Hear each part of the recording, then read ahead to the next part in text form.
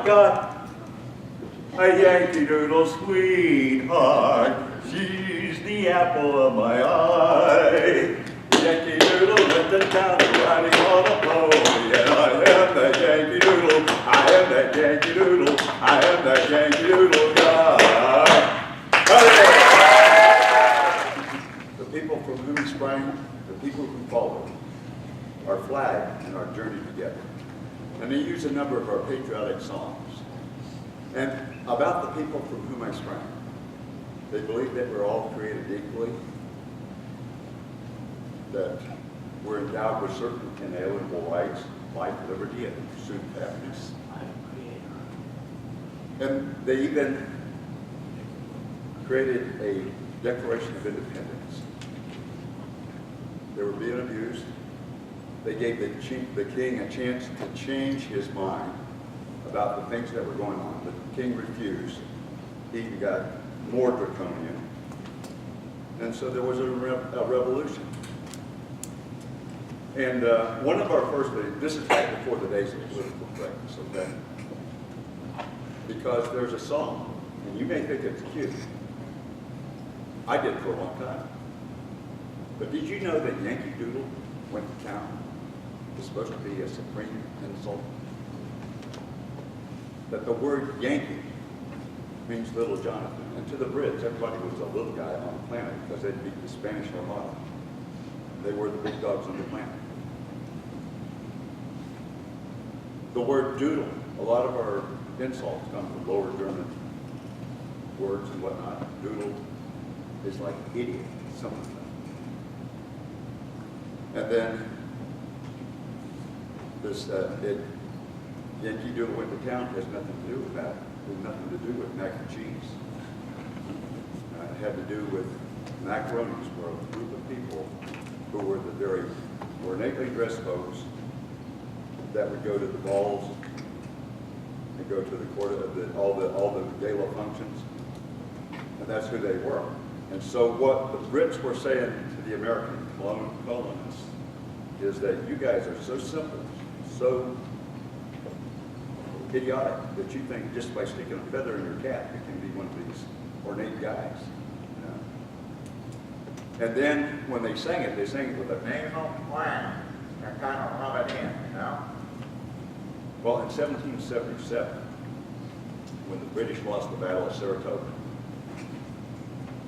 and the general surrendered, right after that happened, the colonists played Yankee Doodle went to town, sort of in your face. So there was a time when we took insults and we dealt with them, and it made us stronger because we reacted to the insult. I'm not that way. I can be better than that. And we were, and we are.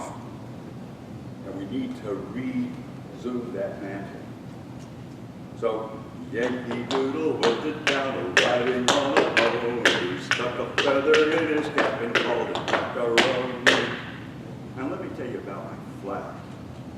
She saw the grand old flag, she saw high flying flag, and forever peace makes its way. Since the wind of the land of the home of the free and the brave, every heart beats true, red, white, and blue, where there's never a ghost or a flag. Oh, between the 10 feet, forgot the eyes on that grand old flag.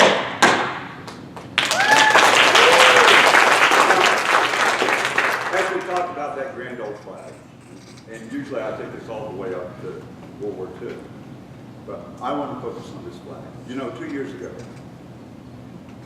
was the bicentennial for the composition of the Star Spangled Banner.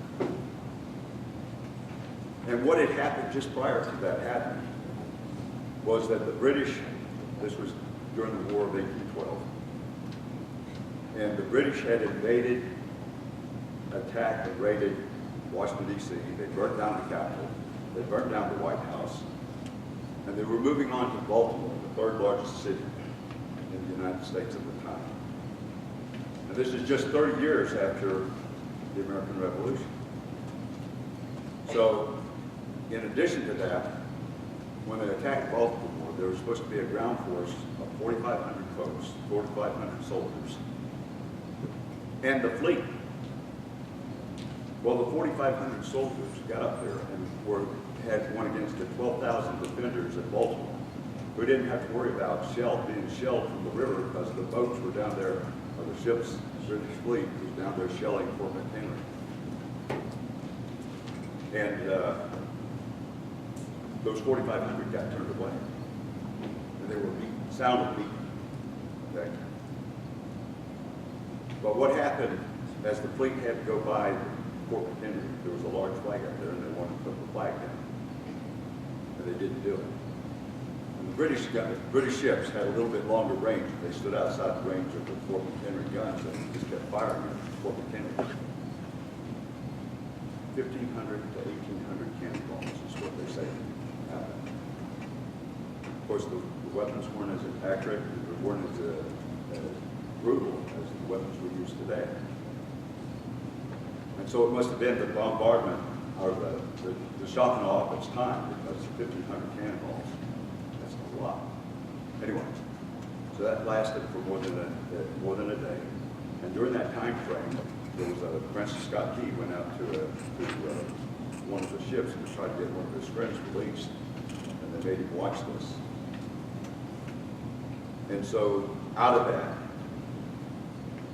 how many of you, all of us have been around fireworks, 4th of July, right?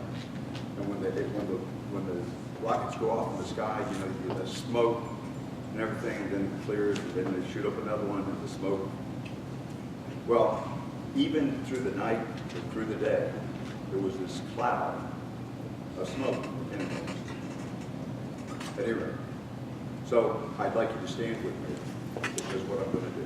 What I want you to think about this song, the national anthem, that's what we're going to do, is that this should represent to every one of you that this was the last time that our sovereignty was ever challenged by the British, from whom we had won our independence just 30 years prior to that. So if you'll stand with me, please. Oh, say, can you see by the dawn's early light what so proudly we hailed at the twilight's last gleaming, whose flushed stripes and bright stars